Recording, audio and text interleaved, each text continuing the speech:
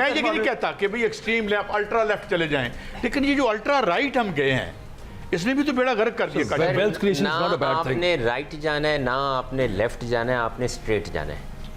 और यही हमारा सबसे बड़ा मसला है कि हमारी हर 5 साल के बाद एक जब 5 साल की हुकूमत आती है तो वो लेफ़्ट चली जाती है, और जब अगली 5 साल की हुकूमत आती है वो राइट चली जाती है। अगर हमारे मुल्क का consistency and continuity of policies ही सिर्फ हों, बाकी ममालिक में हुकूमतें बदलती हैं, पॉलिसीज़ नहीं बदलती। हमारे यहाँ पॉलिसीज़ बदलती हैं। कभी हम कहते हैं कि हमने इम्पोर्ट को बहुत ज़्यादा आम करना है, फिर हम कहते हैं नहीं हमने ट्रेडिंग को आम करना है, फिर हम कहते हैं नहीं हमने इस वक्त इंडस्ट्री को बहुत ज़्यादा आम करना है।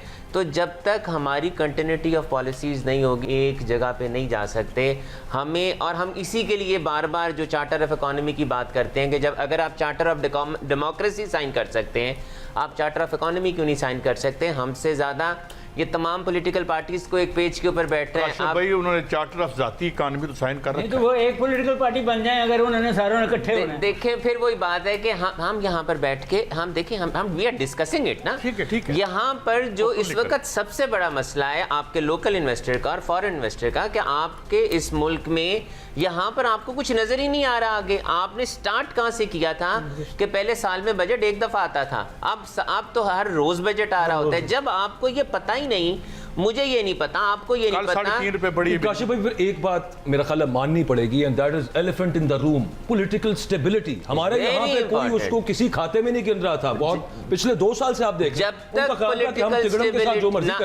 पॉलिटिकल स्टेबिलिटी नहीं होगी आपके मुल्क के अंदर, इकोनॉमिक स्टेबिलिटी नहीं होगी, आपका लोकल इन्वेस्टर यहाँ इन्वेस्ट करने को तैयार नहीं है। एक चीज से बड़ी होती है, अगर वतन अजीज में आपने करप्शन बंद की तो मुमकिन है कि तकरीबन 50% इकोनॉमी लिक्विडेट हो जाए।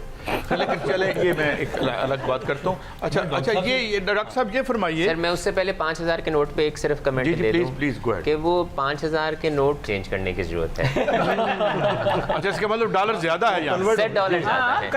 सेट डॉलर अब जो रखता है, जो करप्शन करता है वो रुपया में नहीं रखता, वो डॉलर्स में रखता है। आखिरी एक सवाल आ गया, उसे हार्ड मनी कहते हैं। हाल हमारे बुरे हैं, ये तो सबको पता है, तो ये क्यों नहीं कम से कम कोई गारंटीज दे के कहते कि भाई अपने घरों से संदूक खाली करो और हम आपको प्रोटेक्शन देते हैं। Sir, I have been saying it for the very many times. देखें सर, देखें हम $1 बिलियन के पीछे जाते हैं। मैं ये कहता हूँ यू नीड द डॉलर्स, आपको पैसे चाहिए हैं, आप खुदारा अपने लोगों से पैसे मांग लें, ग्रे इकोनॉमी का पैसा, उस पर कुछ पेनल्टी लगा दें, टैक्स लगा दें। वो पैसा जो डॉलर्स मेरे घर में पड़े हैं, आपके घर में पड़े हैं, जो संदूक में पड़े हैं, जो जहाज में दूसरे दुबई चले जाते हैं, वहां ना जाने दें। काजी साहब वो जो मॉडल पकड़ी गई थी उसका क्या बना? नहीं, उसको छोड़ देखें, उस मॉडल को छोड़ें। आपको पता है कि आपके डॉलर्स की स्मगलिंग होती है।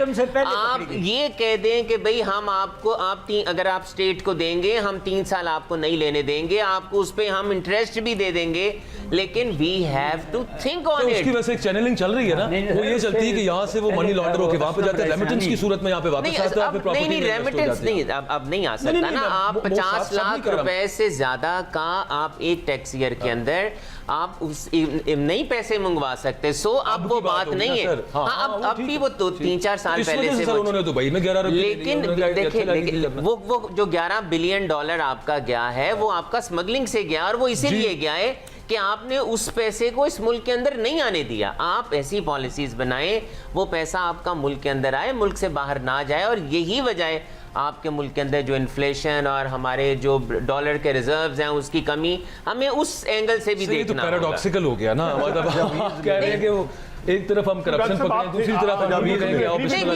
We have to think.